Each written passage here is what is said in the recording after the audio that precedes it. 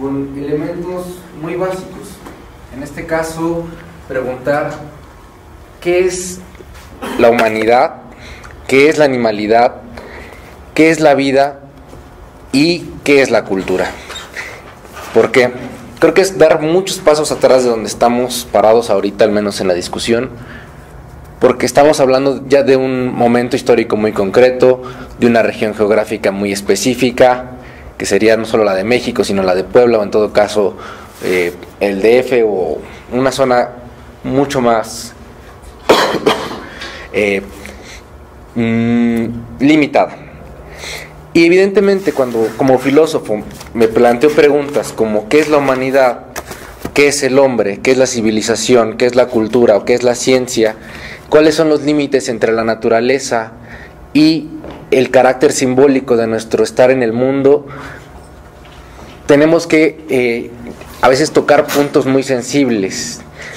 El punto de partida desde el cual quiero plantear estas cuestiones la tomo a partir de tres filósofos. Uno es Friedrich Nietzsche, otro es Michel Foucault y el último es Giorgio Agamben. Eso para plantear la cuestión de la biopolítica. ¿Qué es la biopolítica? Quiero iniciar con una cuestión que abre Nietzsche en su Así habló Zaratustra, en el prólogo, y nada más es una pequeña frase, ¿no? Y dice: el hombre es un puente tendido entre el animal y el superhombre, un puente que se tiende sobre un abismo. Lo que quiere decir Nietzsche ahí es que ya no somos los animales que fuimos a lo mejor desde hace 10.000 años, cuando apareció en el Neolítico tardío este animal que aprendió a utilizar herramientas, pero tampoco somos a lo mejor algo que tendría que superar toda la violencia que se vio en los últimos 3 milenios y que se justificó con éticas o morales o prácticas religiosas como las que vimos con el cristianismo, y en las cuales tenía como eje fundamental la postura de que el hombre es un descendiente directo de los dioses, o si no lo es, en todo caso una criatura privilegiada en el universo que podía decidir sobre su vida, sobre su destino, y no solo sobre eso, sino sobre las criaturas que pudieran estar subordinadas a sus intereses, a sus deseos, a sus necesidades e incluso a sus caprichos. Entonces, las preguntas que se plantea la biopolítica son evidentemente ¿qué estatuto ontológico, o sea, qué tipo de ser es ese ser que decide sobre la vida y la muerte de sí mismo y de los otros? Planteados a partir de que no podemos dar por hecho que somos unos entes naturales, porque no lo somos. Si algo nos distingue a lo mejor de los peces en el agua, es que no estamos como ellos, embuidos por el ambiente, siendo unos a lo mejor con el ecosistema, al grado de que no se pueden diferenciar,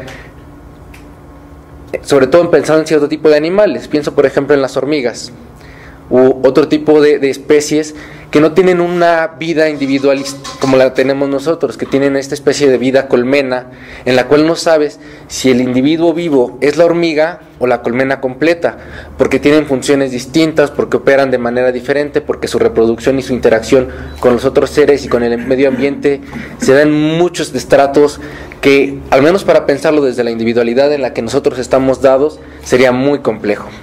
Entonces, lo que tenemos que pensar a partir de la biopolítica es cómo se administra la vida y la muerte en cierto tipo de sociedad, pero ya no en una sociedad construida por un ser como los otros seres, ¿no? Como los peces en el agua, como las hormigas en su colmena, como las abejas y también como las ovejas, sino como un ser humano que ha aprendido a instrumentalizar las cosas que hay en el mundo para poder no solo alimentarse, no solamente cubrirse, no solamente encontrar un espacio en el cual hacer de este mundo una morada, y en ese caso a lo mejor tendría que ver con la ética, porque la palabra ética viene del griego ethos, que significa guarida, en su sentido más primitivo, pero también significa hábitat en el sentido del cómo nos encontramos en el mundo. Y nosotros no nos encontramos como los hombres tardíos del Neolítico, nos encontramos atravesados ya por la condición más particular del hombre, que curiosamente no es la razón sino el lenguaje. Y ya quisiera adentrarme un poco más. Una de las primeras definiciones de lo humano para diferenciarlo de lo animal, la da Aristóteles en toda su obra, particularmente en De Anima, y lo que nos va a decir es que lo que va a caracterizar al ser humano es ser un animal racional, son politicón, bueno, es cierto, son logicón, es decir, un animal que goza de esta condición que los griegos denominaban logos, que lo mismo involucra razón, medida, es decir, aprender de los límites, también involucra mesura, pero la medida también involucra visión técnica, y eso también lo vincula con otra de las significaciones de logos, que es el fuego, y eso implica la instrumentalización de los elementos a nuestro alcance y también de nuestra capacidad racional para poder dominar las cosas que están a nuestra inmediatez. Entonces, el ser un animal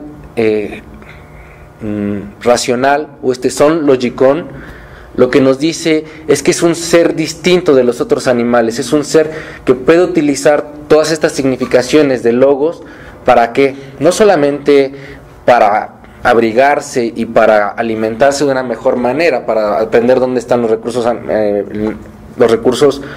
alimenticios, etcétera, sino tristemente también sobre cómo dominar a los otros, ¿no? Entonces, una de las primeras características de las sociedades que empezaban a evolucionar era que aprendían, además de cómo encontrar dónde conseguir la comida, cómo aprender a instrumentalizar el conocimiento que otras comunidades próximas tenían para también encontrar comida o encontrar ciertos servicios, y si podían dominarlos. Entonces, esto tiene que ver todo con la política, porque la política no solamente se trata de cómo organizamos nuestras sociedades, sino también de cómo administramos nuestro poder. Y este poder no solamente es el poder de la potencia, de cómo podemos construir libros o computadoras, sino con el dominio. Cómo podemos utilizar la razón para dominar a los otros. Y ahí me estoy acercando mucho más ya a lo que va a analizar Michel Foucault en los últimos cursos que dio entre 1968 y 1984, que fue cuando murió. Entonces, lo que va a analizar Michel Foucault es, partiendo de algunas premisas de Nietzsche en Genealogía de la Moral, suponiendo que el ser humano no es un ser particularmente bueno, es decir, que utiliza la razón para instrumentalizar las cosas a su alcance y para obtener beneficios, e incluso donde no le interesa de primera instancia obtener la comida o el sustento, sino lo que le interesa es el poder, dominar, poder tener a los otros sometidos, y encontrar que ahí a lo mejor están las razones para justificar su existencia, e incluso para dotarse de cierto halo deificado, ¿no? Y entonces, lo que va a decir Michel Foucault es que ha habido 3 golpes que se le dieron como para derribar esta egolatría antropocéntrica. El primero lo atestó Galileo cuando dijo: la Tierra no es el centro del universo. El segundo lo atestó Darwin cuando dijo: no eres un ser que viene de los dioses, compartes con el resto de los seres vivos. A lo mejor todavía no estaba viendo el paradigma genómico que tenemos hoy día, pero estaba viendo que los seres vivos comparten una estructura de origen, pues más o menos común, ¿no? A lo mejor Darwin todavía está pensando en una estructura arborescente. Hoy sabemos que no es así, pero en todo caso lo que le dijo: eres un animal entre otros, eres un animal a lo mejor privilegiado, pero no eres ese hijo que cayó de los cielos, como te gusta creer, ¿no? Y el tercero lo atestó Freud, ¿no? Cuando dijo: si tú crees que eres un animal racional y con base en la razón has construido todos los saberes que tenemos y de los que gozamos, entiéndase ciencia, literatura, arte, etcétera, no. A la base de todo eso se encuentra miedo, frustración, deseo, lujuria, afán de poder, violencia desmesurada, y sobre eso hemos construido una civilización. Es decir, tenemos un iceberg, ¿no? Esta estructura que siempre utilizan los psicoanalistas para explicar la estructura de la psique humana, en la cual la parte que vemos es el yo, la parte que tenemos controlada, a la que le podemos dar un nombre, ¿no? Yo, Cuitláhuac, ella, Berenice, etcétera. Pero a la base de eso tenemos, por un lado, una estructura intermedia que media entre lo que proyectamos a los demás como seres civilizados, como personas, etcétera, y en el fondo lo que tenemos es esta animalidad desbordada con la cual ni siquiera podemos lidiar, porque incluso cuando queremos decir yo siento esta pasión, yo siento este deseo, yo siento esta violencia, ni siquiera hay un yo. Lo que hay son impulsos y fuerzas que se mueven y se van destructurando por donde sea que pasan. Y cuando vemos eso, que ya no solamente pasa en nuestra estructura, en nuestra vida individual, sino en nuestra colectividad, lo que tendríamos que ver es que nuestros valores como civilización están cimentados, justamente como dice Nietzsche, en un abismo, ¿no? Y repito un poco la frase, ¿no? Para irla jugando un poco a lo largo de la presentación, que espero que no sea tan larga porque no los quiero aburrir mucho. El hombre es un puente tendido entre el animal y el superhombre, un puente que se tiende sobre un abismo. Nietzsche critica la idea de hombre, o la idea del hombre que se construyó en los últimos 3 milenios, porque va a decir que lo que hizo el cristianismo, sobre todo con la idea que tenían los griegos y la forma de cultura que habían desarrollado para sustentar la humanidad, se vuelve algo totalmente empequeñecido, se vuelve algo débil, se vuelve a una moral de rebaño, a este hombre grandioso que se estaba procurando embellecer en todos los sentidos que tenían los griegos. Lo que hacen los cristianos es decirle no puedes ser más fuerte, no puedes ser más bello, no puedes aspirar a una estructura política fuerte, tienes que empequeñecerte, tienes que ser más pequeño, tienes que introyectar la culpa, tienes que aprender que el placer no es el motivo para estar aquí, sino el dolor. Tienes que aprender que la vida real no va a ser esta, la de tu cuerpo y la de tu carne, sino una que en algún momento vendrá si te portas bien. Entonces dice Nietzsche que al gran hombre que se estaba construyendo en Grecia, lo que hace el cristianismo es ponerle una traba. Y eso es el humanismo, tal y como lo entiende Nietzsche. Es un hombre que en la medida en que está siendo limitado una y otra vez por las limitaciones religiosas, por los mitos, va generando frustración y va introyectando una violencia que no sabe ni siquiera dónde se está metiendo, pero en algún momento se va a desbordar. Y evidentemente eso lo vimos en el siglo XX, que son tantas guerras, etcétera, tanto afán de dominar otro pueblo y de destruir y de administrar la vida de esas personas, sino a lo mejor tal y como lo que había presentado Carla, que ocurre en los individuos, pero pensado en una perspectiva mucho más cultural y colectiva, de pueblos que se vuelcan sobre otros y los tratan de dominar y de decirles qué hacer. En ese caso, lo que me interesa mostrar es que la biopolítica actualmente está basada sobre un mito, sobre ese mito que trataron de desmontar tanto Galileo como Darwin y Freud, pero que no lo hemos querido desmontar. ¿Por qué? Porque nos es muy cómodo. ¿Y nos es muy cómodo en qué sentido? Nos es muy fácil criticar a lo mejor cuando vemos que están maltratando a un individuo animal, o sea, a lo mejor a un animalito que se llame Fido, pero ¿qué pasa con toda la administración instrumentalizada, racionalizada en todos los sentidos, por ejemplo, de los pollos para el Kentucky Fried Chicken, ¿no? O sea, nos es muy fácil denunciar, miren, el video del perrito, pero ¿qué pasa con toda esta utilización de las carnes y de los animales, ya no solamente como seres vivos, sino únicamente como eso, como nutrimentos o como carne de cañón para sostener la cultura que hoy día llevamos? Y ya no solamente en ese sentido, sino también a lo mejor en los procesos industriales que involucran la producción de nuestra ropa en Oriente, y que evidentemente no solamente afectan a los animales, sino al ecosistema completo. Entonces, lo que denuncia Foucault en sus cursos sobre biopolítica y sobre el biopoder, no podríamos evitar a lo mejor esta especie de masacre o este genocidio animal, aunque tendría que tener otras características por las definiciones, pero el asunto es cómo lo tendremos que llevar a cabo. ¿Podemos dejar de comer? No. ¿Podemos dejar de necesitar un vestido que a lo mejor ya no necesite necesariamente que sea la piel de la vaca?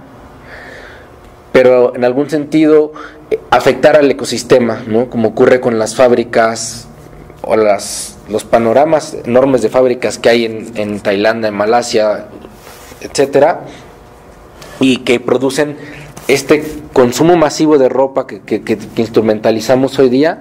No podríamos hacerlo. ¿Podríamos parar la civilización? No. ¿Podríamos parar a lo mejor el avance en las ciencias, como lo que estábamos viendo hace rato, en lo cual instrumentalizamos el saber que tenemos para producir beneficios sobre nuestra salud, particularmente la nuestra, la de los seres humanos? Tampoco. Pero el asunto es, ¿podemos seguir haciéndolo de la manera indiscriminada en la que lo hacemos? ¿O para qué nos sirve en todo caso esto de lo cual presumimos tanto frente a los otros animales? La razón. Si no podemos utilizarla para producir un mejor estado y una mejor relación con el ecosistema, entonces ¿de qué nos sirve? ¿Cómo vinculo eso con el bioarte? Evidentemente, el bioarte, que es lo que están viendo ustedes en la pantalla, tiene que ver con la implementación o la utilización de medios vivos para la producción de obras de carácter estético. Incluso allí apareció una oreja en el brazo de una persona, no sé si ustedes la vieron. Esa oreja evidentemente necesitó de los estudios que hace rato nos mostró el doctor, de cómo se injertaban este tipo de orejas en ratas, para que este artista que se llama Sterla, que es un artista australiano, dijo que él quería una oreja en su brazo, pero quería una oreja que hiciera lo que sus orejas no pueden hacer, es decir, proyectarle a todo el mundo lo que él escucha. Esta oreja está hecha con tecnología Bluetooth, que manda directamente a una página de internet que se transmite, que está online todo el tiempo, lo que él está escuchando. Y aparte se ha hecho otro tipo de injertos. El asunto es, ¿dónde podemos delimitar? Es una pregunta que siempre le hacen al bioarte. ¿Dónde podemos delimitar qué es lo que se puede hacer y qué es lo que no se puede hacer al utilizar medios vivos para producir objetos de carácter estético, que en este caso podrían ser accesorios? ¿No? Alguien podría decir eso, yo no creo. Hay gente que considera que el arte es accesorio, que la estética es accesoria, que lo que podemos encontrar ahí es algo de lo cual podríamos prescindir. Yo creo que si pudiéramos prescindir de eso, nada nos diferenciaría de los monos. Y no obstante, el argumento que utilizamos para diferenciarnos de los monos es: tenemos razón, podemos utilizarlos, y a la medida que los utilicemos podemos decidir qué hacemos con sus cuerpos y cómo decidimos comerlos, ¿no? Entonces, el mismo argumento que pueden utilizar para decir tenemos derecho sobre cuáles son los pollos que son mejores pollos y los pollos que no ven ni siquiera la luz del sol, es el mismo argumento que sirve a lo mejor para desmontar las críticas sobre este tipo de producciones. El asunto es dónde podemos delimitar qué es lo natural y qué es lo artificial, y hasta dónde tenemos derecho para intervenir en ello. Porque si evidentemente los límites van a ser, no puedes producir un conejo como el que sale ahí, que es fluorescente, que se utilizó de hecho con las mismas técnicas con las que utilizaron para identificar a los ratones que estaban cazando hace rato. Lo que pasa es que yo creo que estas obras que están pasando, no todas, esta también forma parte de una presentación alterna en la cual algunas obras por eso no tienen sentido, que tiene que ver con los límites entre la vida y la muerte, lo digo entre paréntesis. Este es el conejo, se llamaba Alba, era una coneja. La produjo un artista científico, brasileño que se llama Eduardo Cac. Él empezó a aprender ingeniería genética, biología sintética, etcétera, y además de producir esa coneja que brilla en la oscuridad, era su coneja, era su mascota. Evidentemente no la iba a producir en masa, tampoco le iba a aventar a estos conejos a los campos, porque en la medida que iban a brillar en la oscuridad seguramente iban a ser presa de los depredadores, ¿no? Pero el asunto es, muchos de los descubrimientos de la ciencia no solamente justifican nuestra avidez de vida, de vivir más años, de vivir hasta 150 años, 125 años explotando a los otros seres vivos y justificándola a partir de que tenemos uso de razón, y solamente con eso, porque ya sabemos que no somos los hijos de Dios, o en todo caso no en la estructura del Génesis, ¿no? Creo que afortunadamente no nos enseñan creacionismo, en eso creo que somos muy afortunados. Y entonces descubrir que en la ciencia también hay muchos parámetros creativos y productores de esa cosa extraña que decimos humanidad, pues nos arroja preguntas muy interesantes. En realidad no venía aquí como a decir esto es, tenemos que defenderlo. En realidad también venía como a plantear muchas preguntas. Como filósofo creo que las preguntas son mucho más importantes a veces que las respuestas. Las respuestas siempre cierran el problema. Tenemos esta cuestión, esto, y la pregunta ahí, la pregunta por la vida, ¿qué es un ser vivo? Porque siempre surgen los defensores de los derechos animales, pero en los de las plantas somos tan narcisistas los seres humanos, los seres humanos somos tan narcisistas, solo identificamos vida ahí donde nos vemos reflejados. Sí, porque es interesante. ¿Dónde quedan los derechos de las moscas? ¿Dónde tienen derechos las moscas, de las cucarachas? Porque claro, ¿no? Entonces en ese sentido, ¿dónde está? Es la pregunta. Es como la versión express, ya es tarde. Algunos de estos, por ejemplo, este puerquito está hecho totalmente artificialmente, post-mortem. No lo diseñan en su laboratorio para que tenga alas. Es obra de uno de los artistas más ricos del mundo y los más importantes actualmente, que se llama Damien Hirst.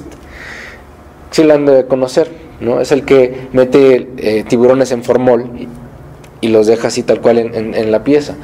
Y en algún sentido también lo que está mostrando ahí es dónde están los límites de la creación estética. Solamente involucra lo que nosotros producimos, no podemos encontrarlo también en la naturaleza. Por ejemplo, una flor que pasa por allí es una flor alterada genéticamente, es también de Eduardo Kac. Eduardo Kac lo que hizo es separar ciertas bases de su genoma, meterlas en la planta y la planta reproduce el color rojo de sus venas. Se llama Edunia.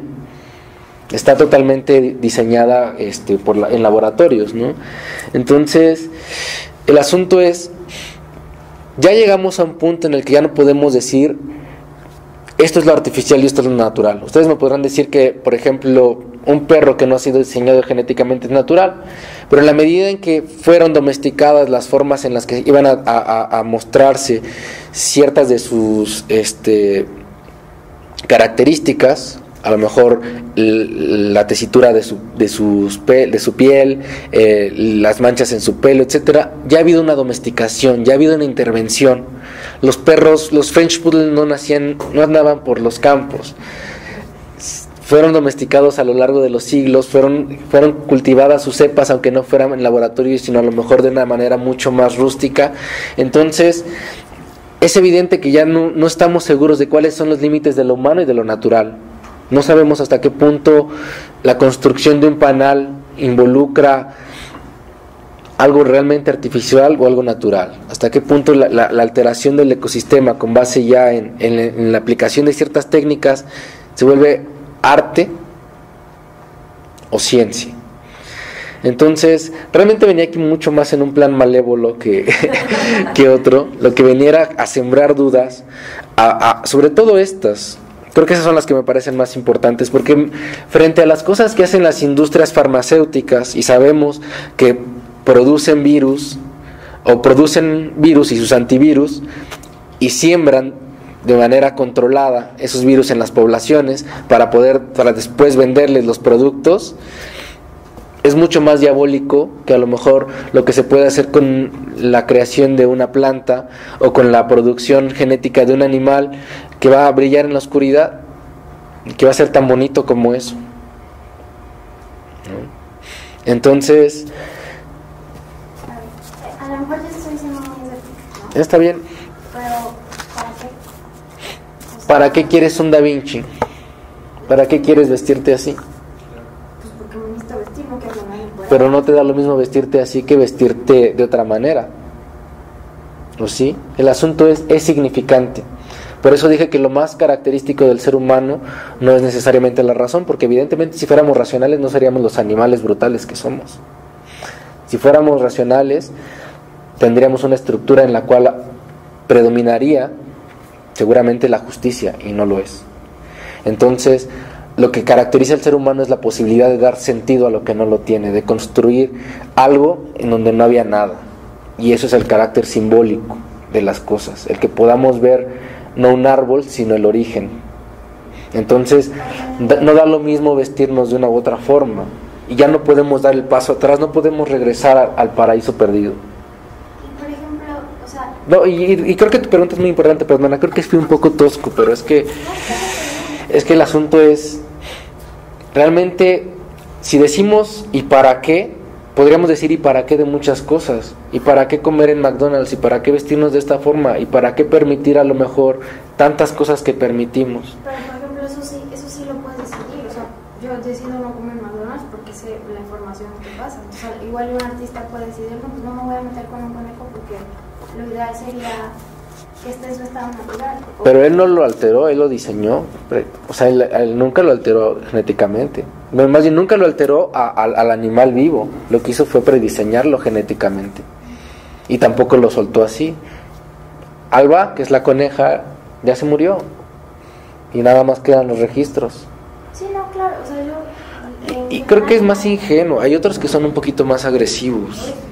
Sí, sí, por favor. Yo estoy de acuerdo. O sea, yo creo que el arte es una necesidad humana bastante básica. O sea, es algo que existe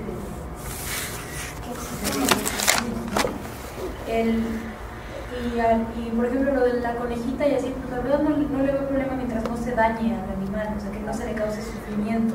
Sí.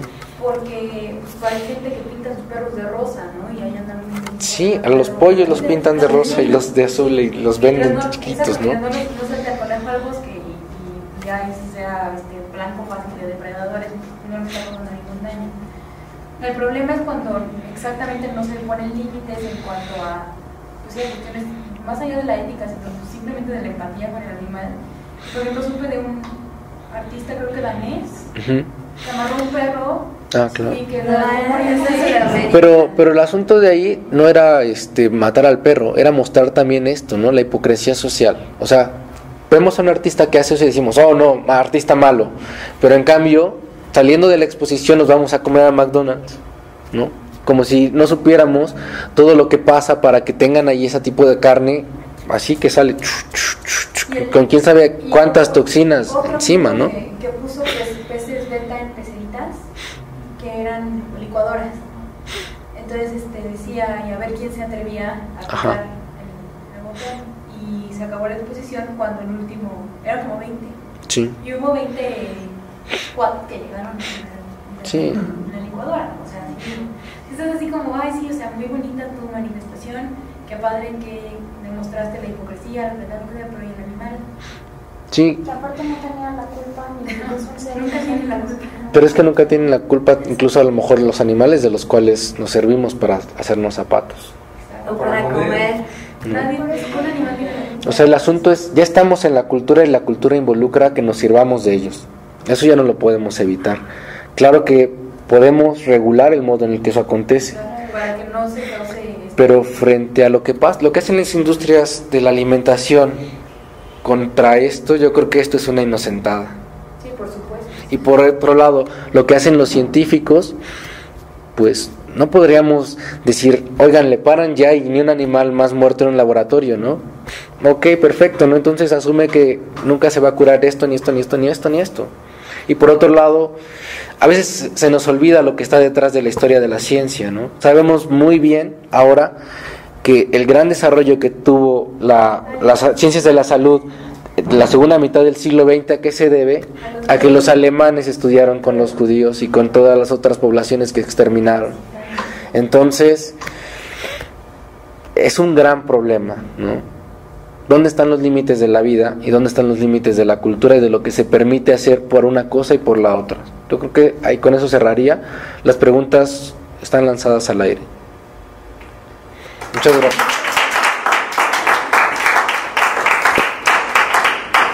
Yo quería hacer un comentario. Sí, por favor. De algo que a mí en lo personal me pareció bien interesante. Los científicos en la búsqueda de la ciencia, de la verdad, de repente se dieron cuenta de que estaban creando arte. Y entonces nacen los concursos de de fotografía científica, por ejemplo, ¿no? Sí. O sea, ay, sí, ya logramos fotografiar un virus. Oye, pero está bien bonito, ¿no? Oye, pero es el virus del ébola. Está bien bonito. Entonces, entonces ¿cómo los mismos científicos de repente se dieron cuenta de que éramos capaces de apreciar la belleza, ¿no? Dentro de la objetividad de algo tan cuadrado como podría ser la búsqueda de un conocimiento científico, ¿no? Entonces el arte está en todas partes, ¿no? Sí. Y los seres humanos no nos podemos sustraer a eso, ¿no? A la capacidad de discernir la belleza, ¿no? Sí. Ese sería un comentario que yo tengo, porque No, además a mí me pareció muy interesante, ¿no? Cómo no estás en eso, ¿no? Pero oye, pero qué bonita está esta mosca, o qué bonita está esta bacteria, etcétera, ¿no? Porque Sí. al final te vuelves admirador de lo que y no puedes sustraer, aunque sea científico, la parte humana o la parte estética o lo que te identifica como un ser vivo, ¿no?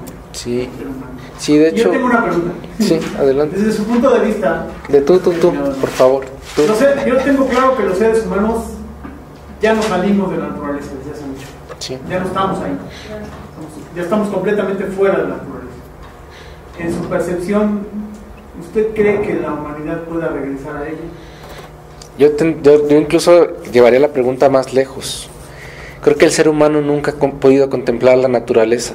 Lo que entiende por naturaleza es el modo en el que él entiende las fuerzas que son externas a él. Es decir, aquellos órdenes que existen y que regulan a lo mejor el comportamiento de los animales, los ciclos de las plantas, de los ecosistemas, etcétera, evidentemente existe, pero el hombre no es capaz de ver todo eso. En la medida en que puede ver algo, un cierto orden, ahí va identificando. Esa es la ley de la naturaleza. Pero decir que ya la podemos comprender, creo que eso nunca va a pasar, sobre todo porque tenemos dos limitaciones. Una son nuestras capacidades sensibles. Tenemos entre 5 y 7 sentidos, todavía no se ponen de acuerdo, ¿no? No podemos ver la totalidad del espectro de la luz, no podemos escuchar la totalidad de los registros sonoros. Entonces eso va a ser un límite. Tenemos esta rejilla, ¿no? Como de nunca vamos a poder ver más allá de lo que podemos percibir. Y por otro lado, lo que podamos percibir siempre va a estar atravesado por nuestra cabeza, por nuestro modo de comprender el mundo. Hay un filósofo alemán que se llama Kant. Lo estudian mucho más los científicos que los filósofos. Yo creo que Kant nos dio un gran golpe también, ¿no? El de, oye, entonces, no, ese era Descartes. Kant es el que dijo, bueno, creo que no tiene ninguna frase famosa, pero el asunto es lo que vemos como natural es la proyección de nuestra racionalidad. Y entonces lo que vemos es un espejo de lo que identificamos como la racionalidad. Entonces la naturaleza como por sí misma pues va a seguir siendo un enigma, creo que siempre lo ha sido. Y por otro lado, ¿hasta qué punto nosotros no seríamos también a lo mejor el resultado de la naturaleza? Es decir, hay un vínculo entre la naturaleza original y primera con este estado en el que estamos ahorita, que ya involucra no solamente la cultura y la producción de artefactos, sino incluso representaciones de carácter virtual como las que podemos tener acceso hoy día, y lo que vendrá después, que seguramente a nuestros ojos nos parecerá ominoso, como lo que tenemos hoy día seguramente le parecería ominoso a un medieval o a un renacentista. Si de repente de la nada apareciera un renacentista en una fábrica de Malasia, yo creo que se muere de un infarto, como seguramente nos podría pasar a nosotros si viéramos las condiciones industriales en las que van a estar en 3 siglos. Pasa un poco eso a lo mejor de lo que mencionaba Carla, ¿no? Es gradual. Entonces, ¿dónde podemos decir qué está bien y qué está mal? ¿Qué es lo natural? ¿Qué es lo artificial? ¿Qué es lo cultural? Son preguntas abiertas, ¿no? Y claro, algo que por eso abrí la computadora otra vez. Hay un mito. El ser humano no deja de ser este animal necesitado de mitos para poder decir quién es, que es el mito de Prometeo. Y el mito de Prometeo involucra tanto a la ciencia como al arte, porque al final del día es la donación de logos, del fuego, a este ser desprovisto de garras y de pelaje para que pudiera dominar al mundo. Y hay un mito contemporáneo que lo reproduce, que incluso ya en otro estrato que a mí me gusta, y con eso quiero finalizar. a ustedes, ahorita voy a leer un fragmento de una novela que a mí me parece hermosa y al final les digo de cuál es. Bueno, lo van a identificar, ¿no? Leo.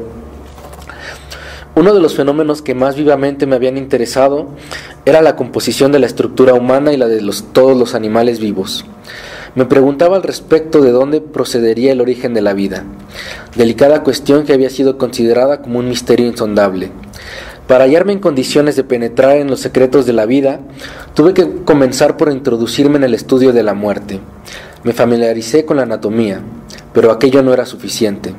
Tuve también que investigar en la descomposición natural y los procesos de corrupción del cuerpo humano tras el fallecimiento.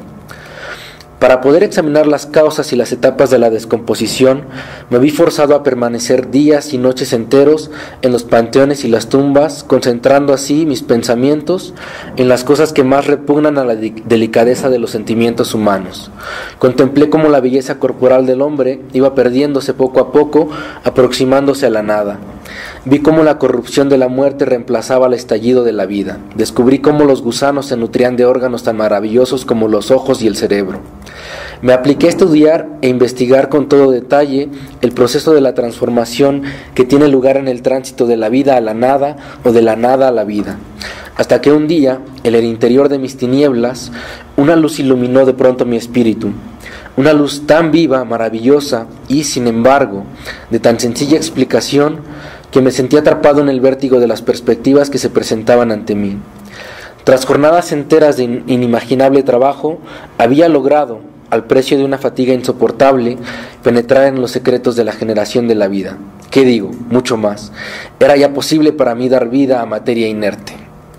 Eso es del Frankenstein de Mary Shelley. Y me parece fabuloso porque creo que es cuando el hombre se da cuenta de que si algo lo familiarizaba con Dios, era la posibilidad de crear vida, no en el sentido orgánico, sino en el sentido simbólico. Y con eso tenía que ver la presentación original de esto. ¿La vida es simbólica o orgánica? ¿Dónde hay más vida? ¿En un gusano o en una pintura? No se trata de ver quién gana. El asunto es ver que a lo mejor tienen más en común de lo que podemos pensar. Eso ya es todo. ¿Qué ya está? Biopolítica, sí. Tiene que ver con las estrategias de dominio para administrar la vida y la muerte de los seres vivos. Porque claro que involucra la administración de la muerte, porque si no, los pollos de Kentucky Fried Chicken no involucrarían la biopolítica.